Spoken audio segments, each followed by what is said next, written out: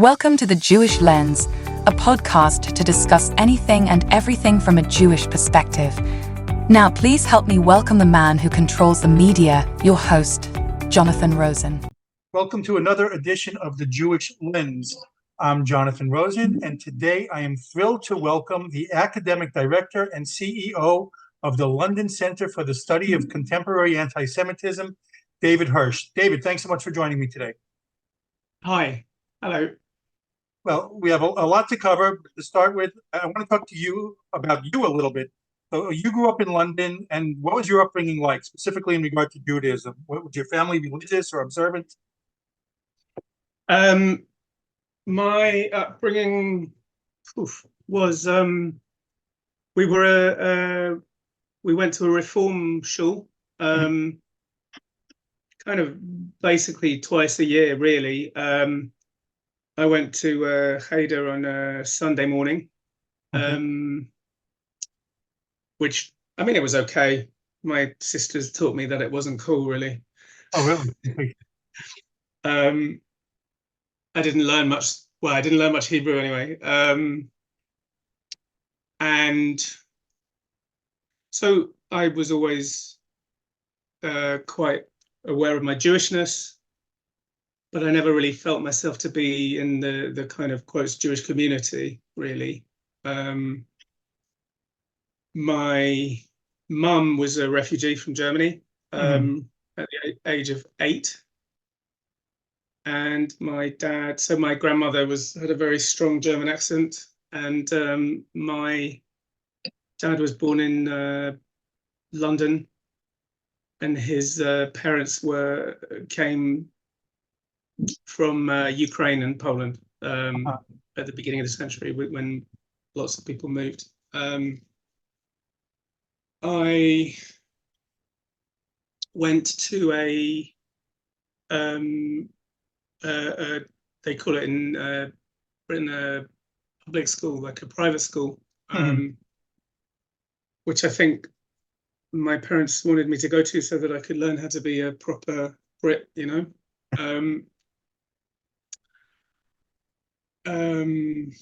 There you go. Lots of stories. But when you were growing up, I mean, I was curious, for how are things for Jews in the area when you were growing up, in your area at least? Did you experience anti-Semitism at all as a child?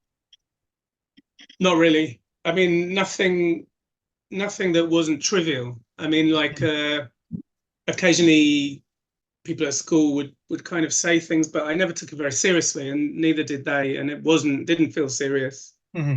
And my friend took me to Arsenal, to the football. And I remember on the way, we were about 12, and we were on the way, and he said, "Oh, by the way, I forgot to tell you that they don't like Jews very much there." And I remember just kind of taking this on board as useful information, really. I wasn't outraged or anything. I just thought, oh, that's odd. I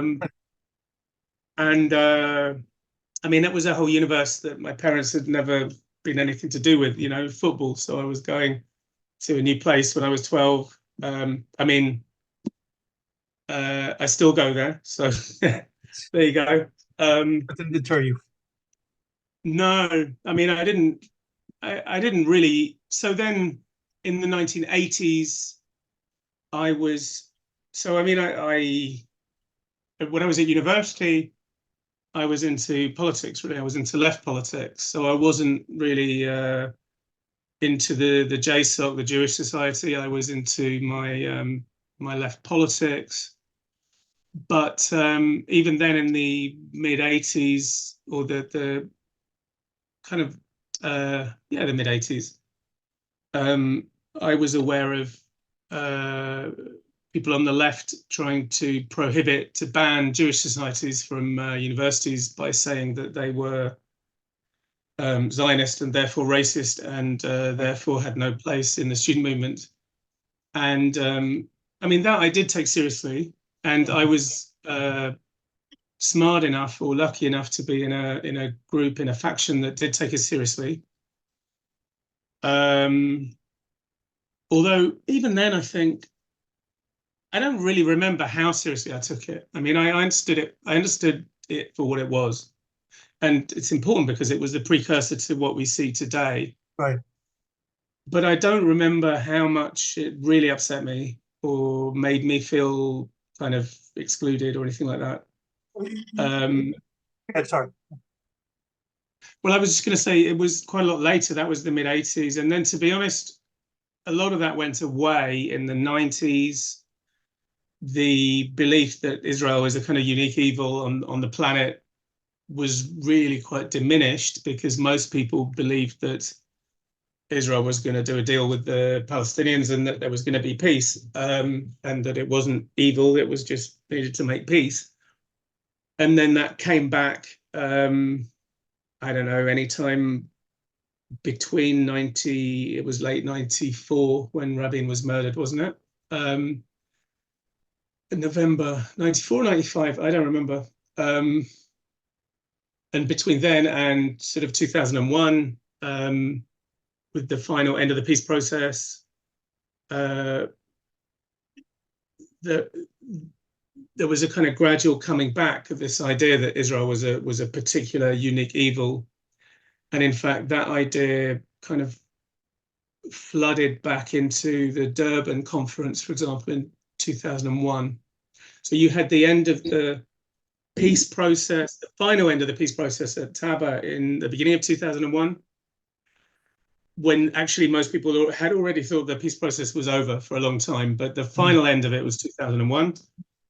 And the Durban World Conference Against Racism was in August 2001, it was a big conference. It was in the new South Africa. There was a big campaign to make people believe that after the fall of apartheid, then the most significant racism on the planet became Zionism. Right, of course. And Zionism should be a focus for everybody's anti-racist activity. And that conference included an intergovernmental UN conference, but also an NGO conference and also a youth conference. And it was big. It was the NGO conference was in a cricket ground. There were sort of 20,000 people there.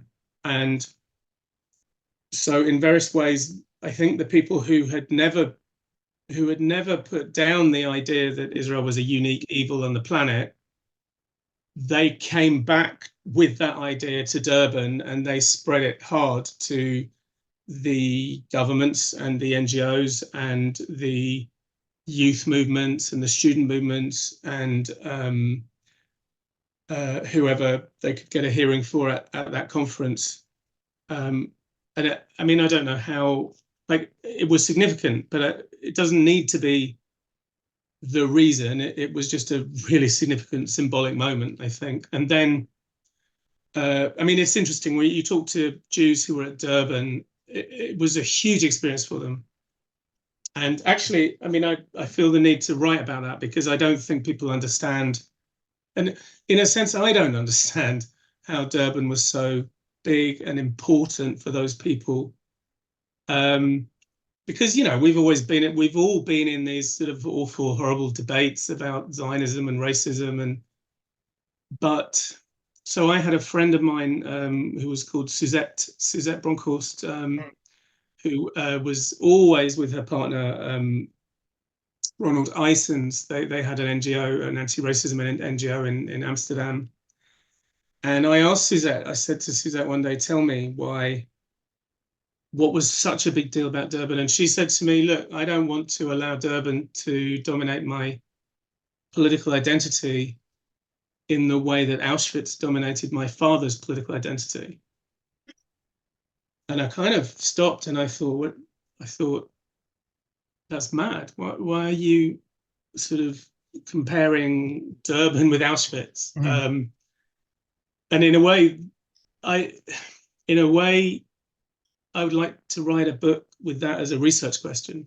Why did Suzette have that thought, right? Because, I mean, I came into the anti-Semitism world around 2005. Can I ask you about that? That's when you started to engage? Yeah, that's right.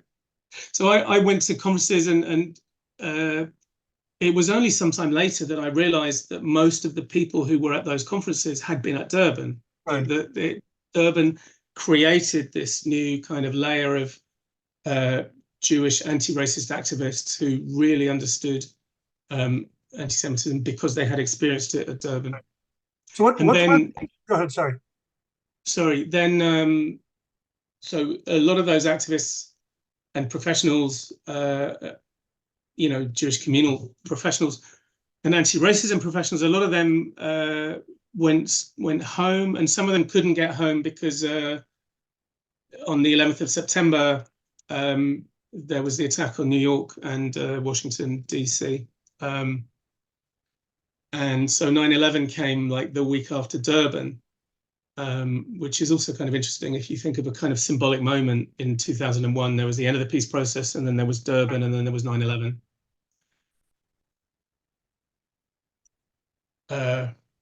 So where was I? What was I saying?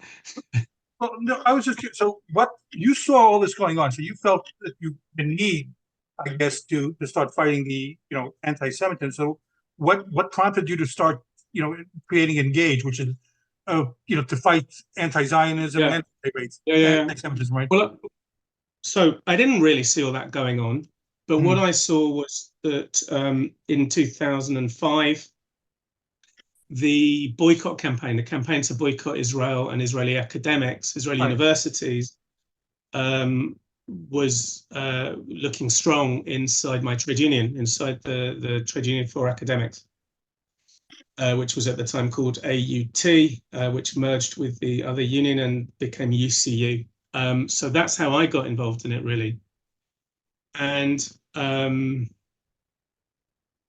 remember, we fought very hard, but kind of on two fronts, and it's quite a difficult combination because we fought the boycott, and we kind of got a stalemate on that. There was no boycott. There was no boycott implemented by the academic trade union, not then and not ever yet. So we kind of forced a stalemate on that. But the thing that we lost on completely was anti-Semitism. And it was quite interesting because it became clear that if you wanted to win opinion and votes on boycott, then you had to kind of be a little bit quiet about anti-Semitism, because people don't like it when you accuse them and their friends of anti-Semitism.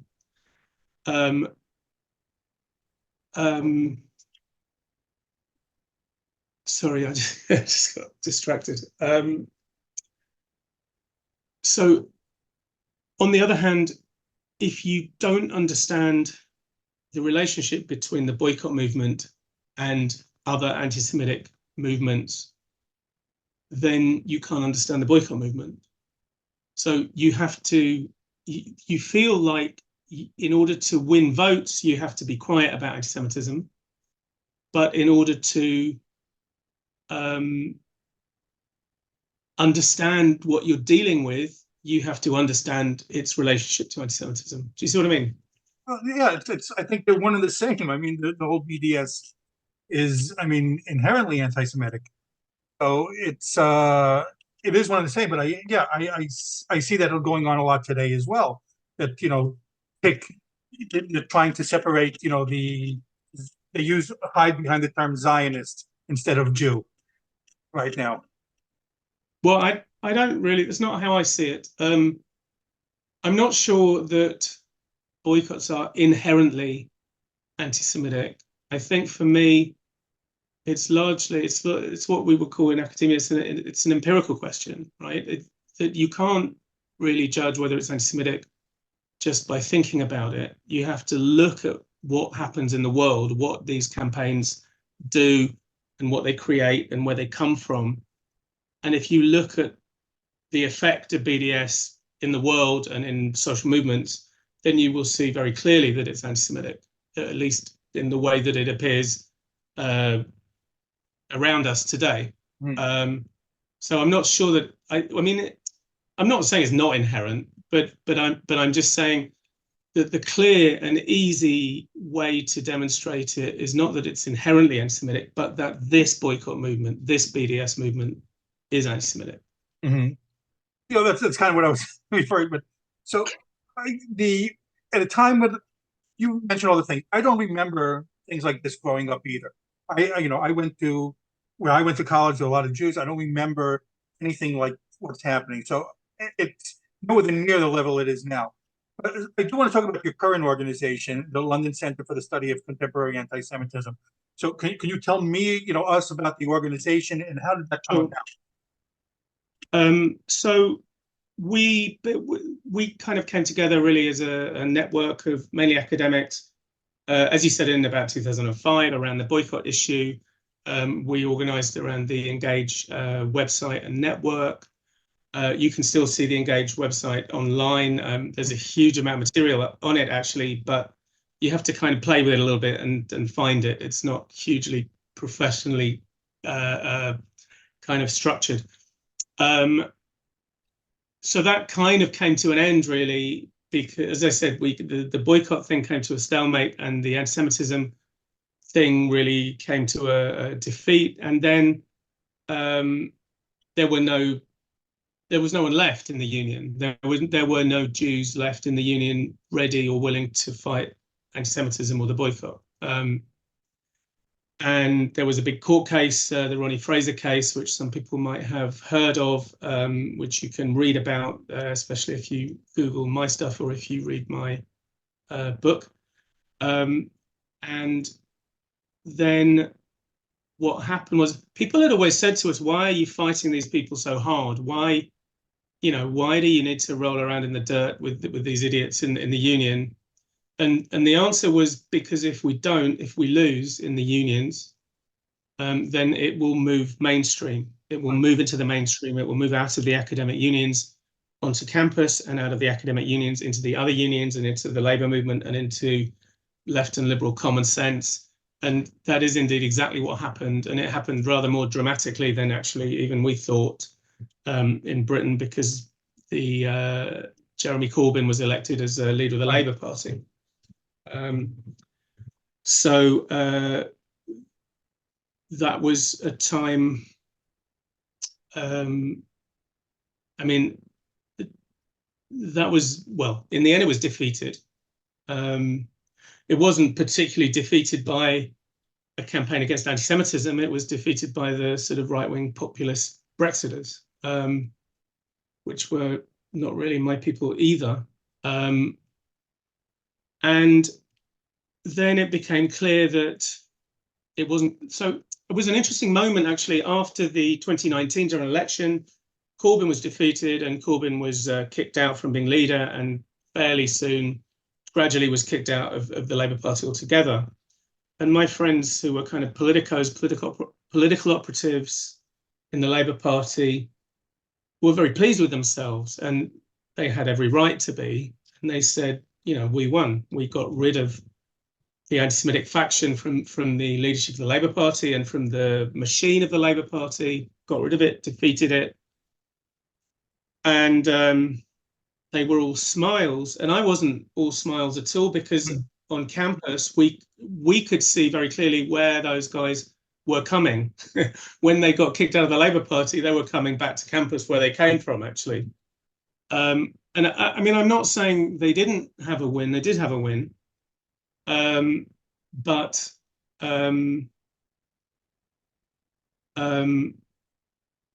it was a win in the structures of the party, and not particularly more widely than that. Well, like you just mentioned Jeremy Corbyn. Jeremy Corbyn, well-known Jew hater, and I see your post. You're left-leaning, and it's been well documented how the Labour Party, especially under Corbyn, was infiltrated by Jew haters.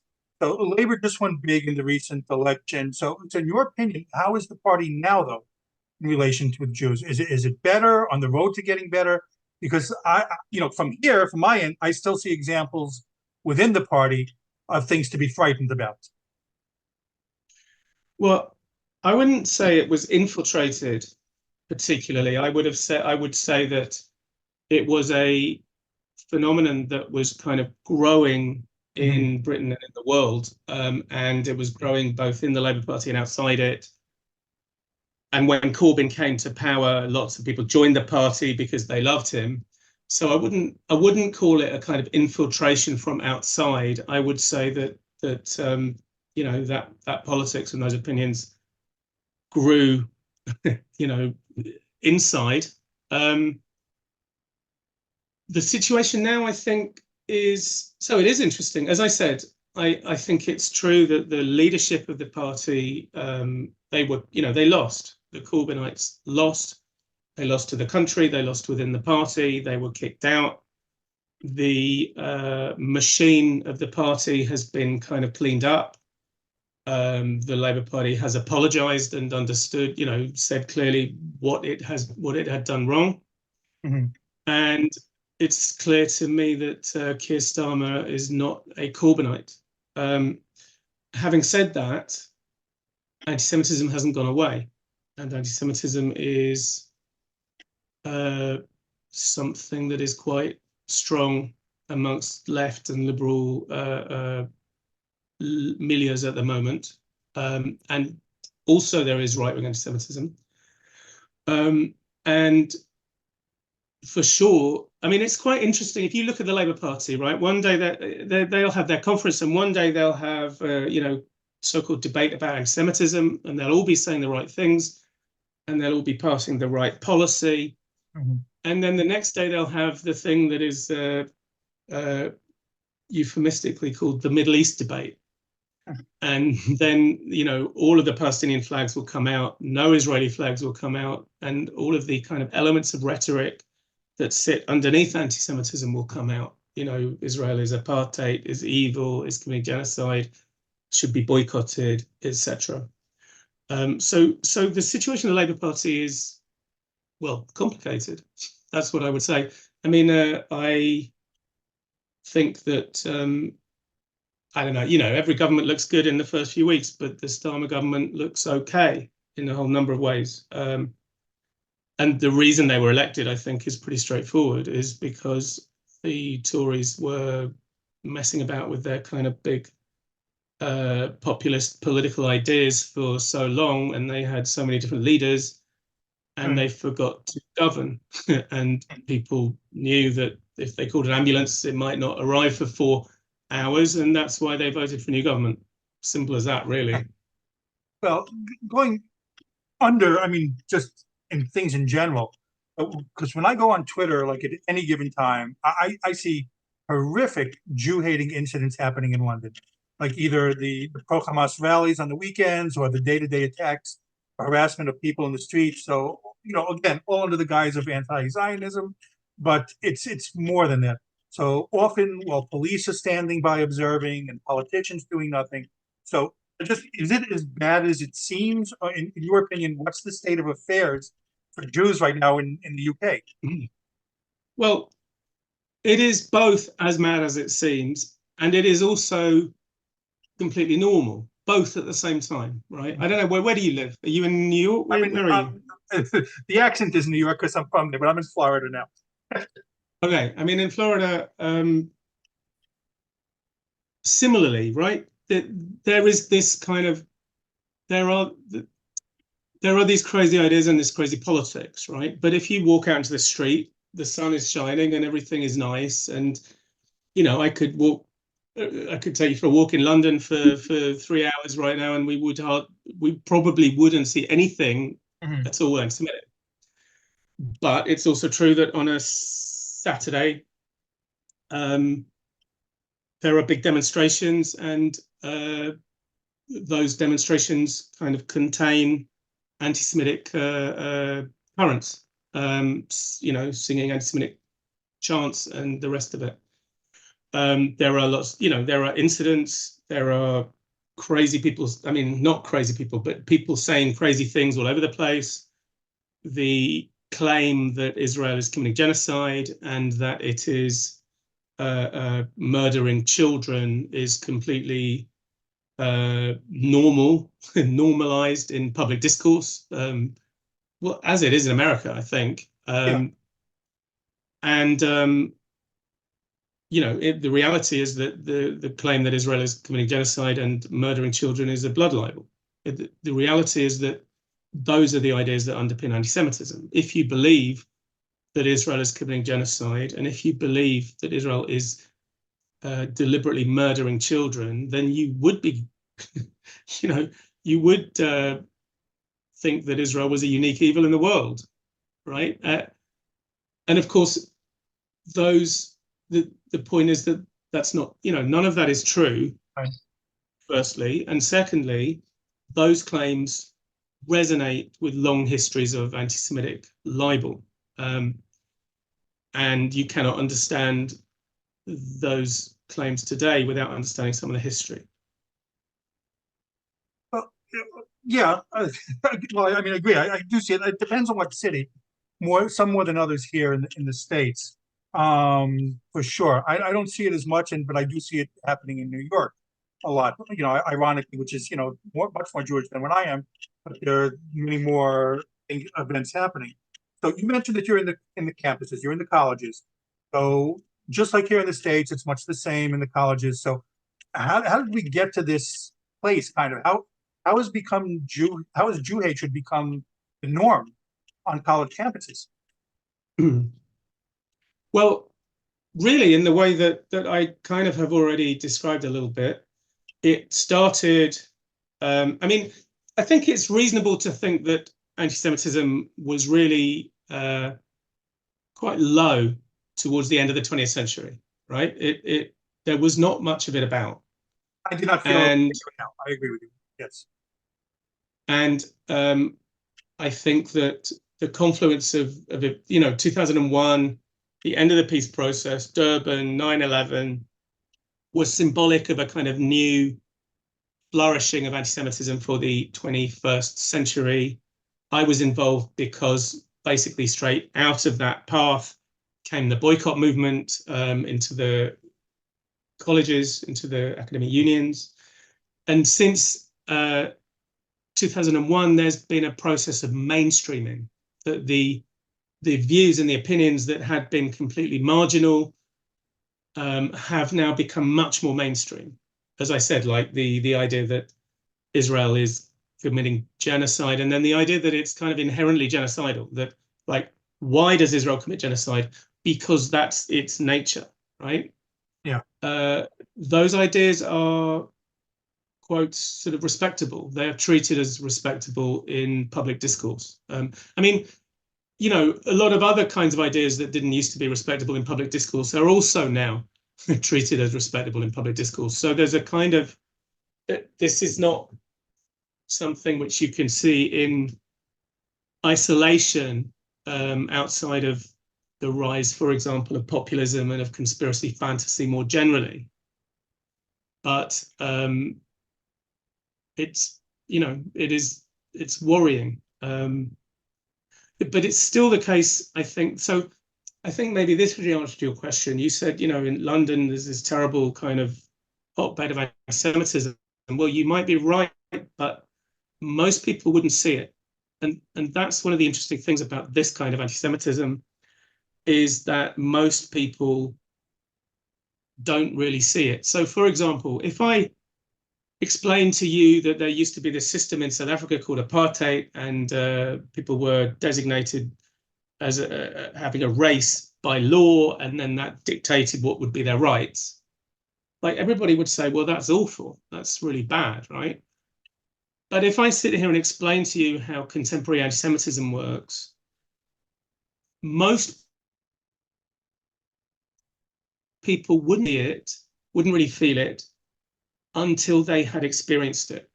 And when they experience it, then they get it. That's why all of those activists had been at Durban, right? Because most people, even most Jews who have not experienced it, don't really get it.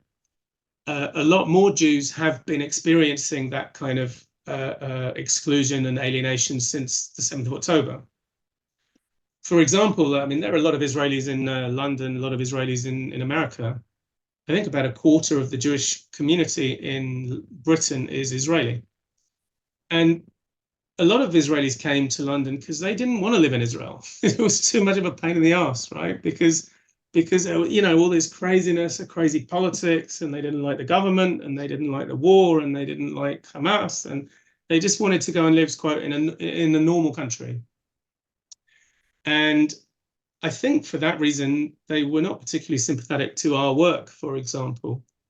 But a lot of Israelis since the 7th of October have been shown that in a normal country, things are not quite so normal as you would hope they would be. And not only Israelis, but for example, what we experienced in the academic unions are being experienced in all sorts of other places recently. For example, the British Association of Social Work, or the caring professions, the British Medical Association, even the legal associations across the arts, the National Theatre, and there are these factions which insist that Israel is a unique evil on the planet, is committing genocide and murder, and this is being supported and made possible by all of our world leaders, and there's something terribly rotten going on. And of course, when Jews are confronted with those ideas in their own world, then they have a choice then, right? They can either just stay silent, or they can kind of agree to be put into the dock to answer for the crimes of Israel, right? The crimes, real or imagined or invented, of Israel. And there's not a kind of easy way then. Once this stuff comes to you, I'll give you an example. I used to say to people, well, on campuses are okay. Jewish students are fine if they choose not to engage with student politics, for example. And then at my college, suddenly, the rugby shirt of, I mean, when I was a student, the rugby boys were the most kind of, jockey, kind of reactionary beer drinking bastards. And suddenly, the rugby shirt in my university had a Palestinian flag and a BDS patch on the shirt, on the uniform. So even if you were a rugby boy, right, and even if you didn't want to do politics at all, then suddenly you had to choose between accepting a Palestinian flag and a BDS patch on your shirt, or having a political fight. And by the way, most people kind of reasonably would look at you like you were mad, and they would say, well, what's wrong with a BDS patch and a Palestinian flag? Do you see what I mean? Because most people can't automatically see what the problem is. You have to experience it, or you have to really think it through before you understand, I think. Yeah, but it's, again, you're wearing a foreign flag on, British team, and so that would already, to me, signify that why are we doing this? Just in general, not even as a Jew, like, why am I wearing something else? Yeah, I mean, there are Ukrainian flags all over London in solidarity with Ukraine, and rightly so. Yeah. So now, just curious for yourself. Now, you're on the campuses. Have you experienced this as a professor, as like any anti-Semitism, either from faculty or students? Well, I hate to tell you that I'm not a professor, because I was never promoted. I have not yet been promoted to professor, and in a way, that is one of the ways in which I experience it, I think. Although one cannot be sure, right? But so, look, it's interesting that academic success is measured really through peer review, right? If you want to publish an article in the right journal, then they send it to peer review. They send it to 3 people from your discipline, and they will read it and say whether they think it's good, sound, methodologically sound, and all the rest of it.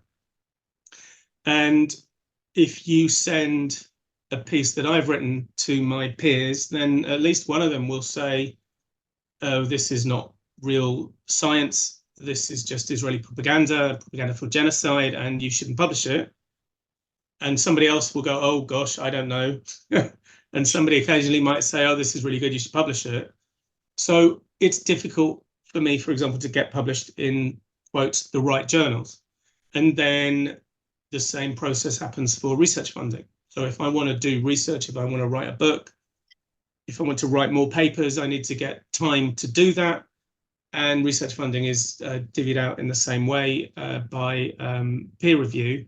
And then if you want to be promoted, you need to show that you have published a lot and you brought in research money. So in a way, that's the kind of core business of the London Centre for the Study of Contemporary Anti-Semitism, is to address scholars of anti-Semitism and scholars who engage with anti-Semitic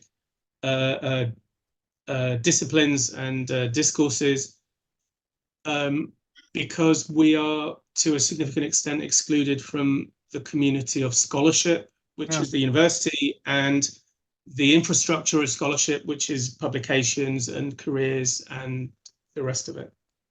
You kind of answered my next couple of questions, because one of the things I was going to ask you about is in publishing. I'm an author, and I know you're an author. So there've been many things written about how Jews feel unsafe in publishing. So you do experience that as well, then?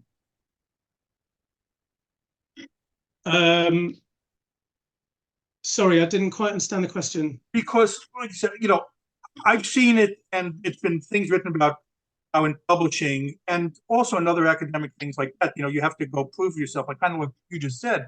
You have to be like one of those, as a Jews, like I'm the good kind, and so you have definitely seen that. You have experienced that as well.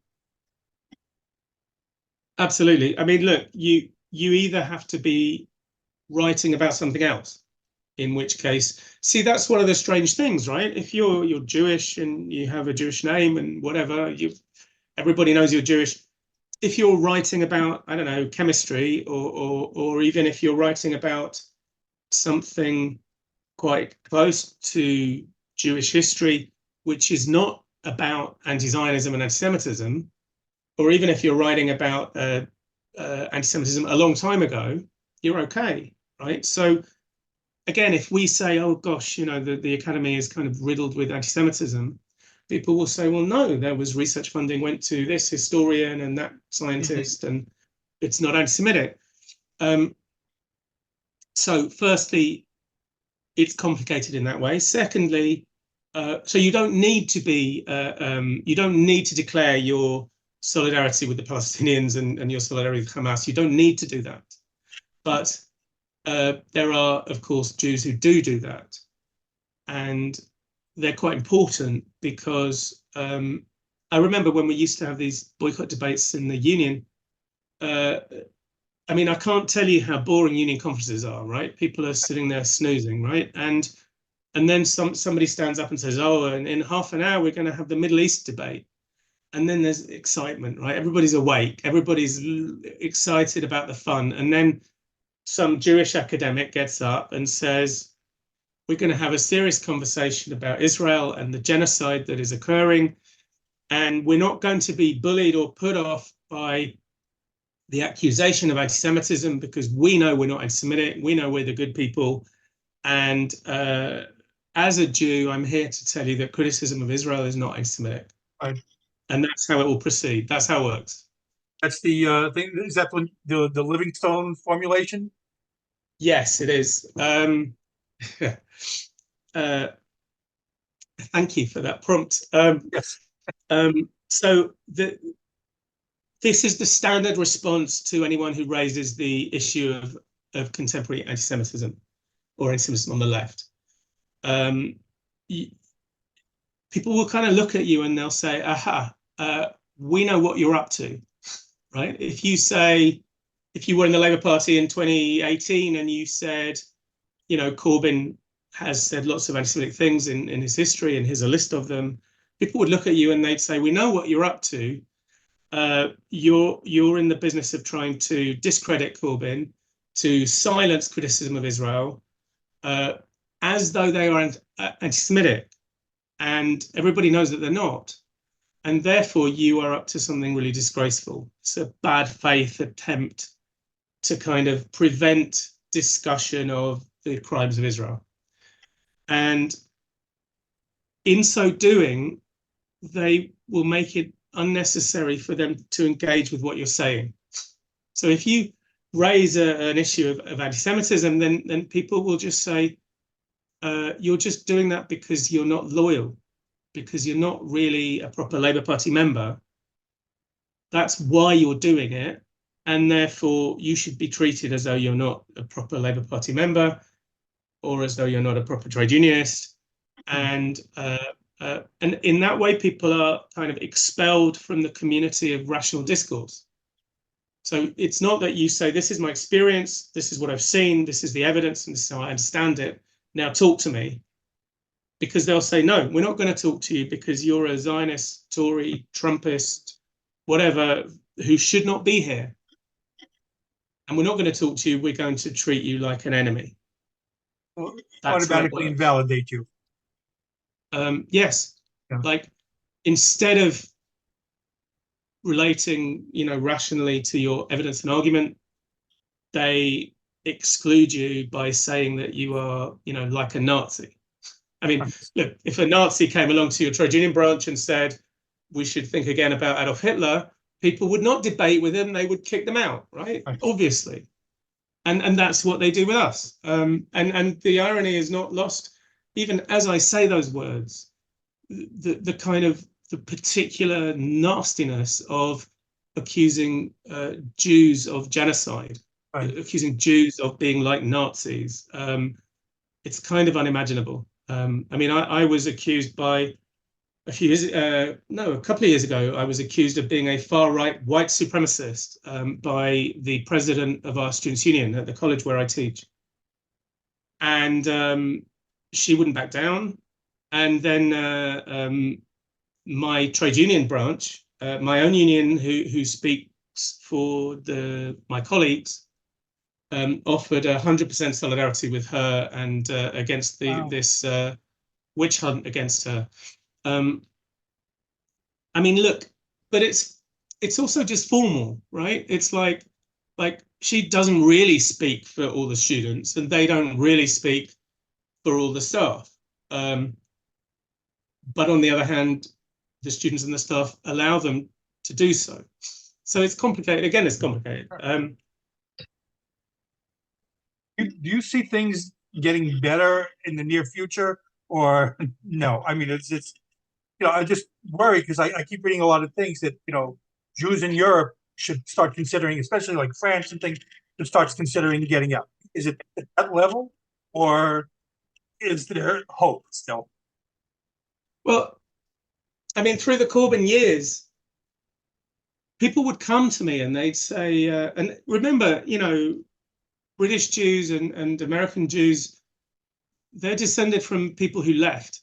Right. They're not descended from people who said, it'll be all right. We'll see it through. So somehow a bit of kind of jumpiness is in our heritage, right? And people came to me and said, is it time to leave? What if Corbyn wins the election? Is it time to? And I mean, I was already sort of outraged that I should be living in a country, in a Britain where that was even a question. Sure. I mean, so the answer was no, it's not time to leave. But it's also true that Jews were exploring options, right? They were making sure that they had passports, if they could get passports for different places, and they were making sure that they, if they had a bit of money, they were making sure it was mobile. So it's that bad. It's nowhere near bad enough for me to say, well, because actually Britain and France are, pretty good places to live for Jews and for anyone else compared to most places in the world. But on the other hand, your question was, do I see it getting better? And the answer is no. No, I don't. I think that certainly since I've been involved in this, since 2001, there has been a kind of slow but kind of relentless moving away from us, moving in the wrong direction. And it's not a catastrophe. It's not 1939. It's not a cliff edge. It's not, it's not the Nazis coming to power, but it is a slow step-by-step moving away from us. And things happen now that could not have happened 2 years ago. And 2 years ago, things were happening that could not have happened 2 years before that. So my answer is probably always a little bit ambivalent, that if somebody says to me, oh my gosh, it's terrible, there's all this anti-Semitism, then I will kind of calm them down, right? And I'll say it's not that bad. But if people say to me, oh, there's no problem, I will I will do the opposite of calm them down. I will. You see what I mean? So what advice do you give to someone who is really nervous or depressed? Right now, you give a lot of lectures on the subject. So is there anything that you would tell people like Jews what to do now? What can they do right now to help fight this or do something about it? Well, I mean, where are you going to go exactly? Well, that's the thing. It's like people keep saying, like I follow a lot of people on Twitter. Go to Israel now. So yeah, so but you want to stay and fight for the country that you've been in. Well, we could go to Israel, but to put it mildly, Israel has its own problems at the moment, right? Mm-hmm. So what should we be doing? We should be working hard to understand the world around us, and we should be engaging with the world around us, and we should be teaching our kids to look after themselves intellectually and politically, and quite possibly also physically. Right. We should be taking the fight. I mean, one of the interesting things that I see is like everybody understands that there's a problem on campus, right? They say the campuses have a problem with anti-Semitism, which is obviously true. And a lot of kind of groups and NGOs, they want to do something about it, but they don't really know what to do. And they sort of train students, or they train people, or they put people on a one-day course and send them back onto campus. And all of that is not really attacking the root of the issue. And the root of the issue is inside academia, is inside the lecture theatre, inside the reading list, inside the conferences. And almost uniquely, academics have a way of engaging there at the very heart of the issue.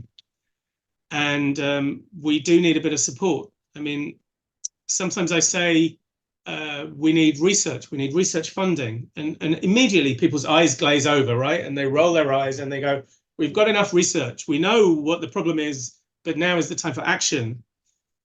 But in this world, research is action, actually. In this world, creating careers, creating academics who understand this stuff and who can research it and who can write books and papers and who can publish those and who can disseminate that research and who can then teach and who can have a place in a university and who can fight against anti-Semitism, that all requires research funding. And that's a good prompt as well for you now. How can people get involved in your organization? Okay, so you can find our website, which is it's at londonantisemitism.com.